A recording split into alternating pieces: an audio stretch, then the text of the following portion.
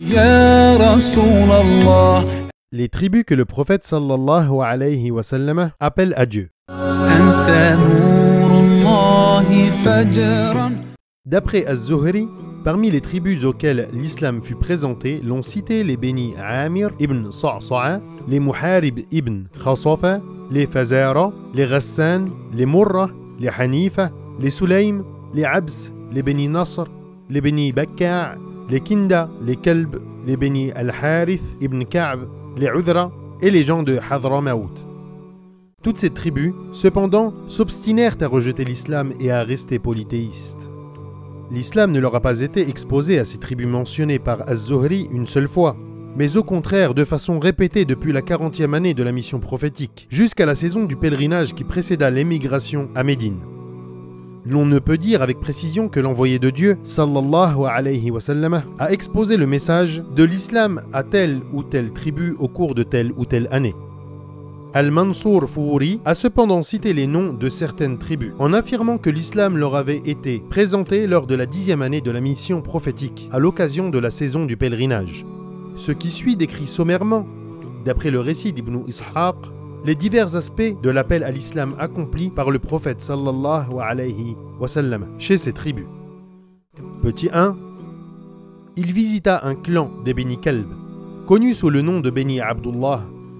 Il les exhorta à répondre positivement à son appel et leur dit « Ô fils de Abdullah, Dieu a choisi un beau nom pour votre aïeul. » Mais ils refusèrent d'adhérer à l'islam. Petit 2. Il prêcha les Beni Hanifa dans leur campement, mais leur réaction fut la plus détestable. Petit 3.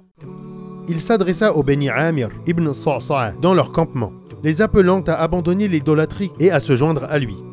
L'un d'eux, Bayhara ibn Firas, dit aux siens « Par Dieu, si j'arrivais à mettre ce brave homme de mon côté, je dominerais certainement les Arabes. » Puis, s'adressant au prophète sallallahu alayhi wa sallam, il dit « Si nous te prêtons allégeance et que Dieu te donne la victoire sur tes contradicteurs, aurons-nous l'autorité auprès de toi ?» Le prophète sallallahu alayhi wa sallam rétorqua « L'autorité appartient à Dieu, il la donne à qui il veut. » L'homme fit alors ce commentaire. « T'attends-tu à ce que nous attirions sur nous la colère et la vengeance des Arabes, sans qu'il y ait au bout du compte pour nous la certitude d'obtenir le commandement? Vraiment, nous n'avons que faire de tes propositions. » Lorsque les Beni Amir retournèrent dans leur foyer, ils racontèrent cette histoire à un homme qui, très âgé, ne s'était pas déplacé avec eux. Ils lui dirent ceci. Un jeune homme des Beni Abd el-Muttalib de la tribu de Quraysh nous a parlé en prétendant qu'il était un prophète. Il nous a demandé de le soutenir et de l'accueillir parmi nous. Le vieux sage fut frappé par ces nouvelles. Il se demanda s'il n'y avait pas un moyen de rattraper cette occasion perdue. Il dit alors « Par celui qui tient entre ses mains l'âme d'un tel, jamais un descendant d'Ismaïl n'a eu de telles prétentions. Il dit la vérité. Comment se fait-il que vous ayez mal jugé ses paroles ? ولو شئنا لآتينا كل نفس هداها ولكن حق القول مني لأملأن جهنم من الجنة والناس أجمعين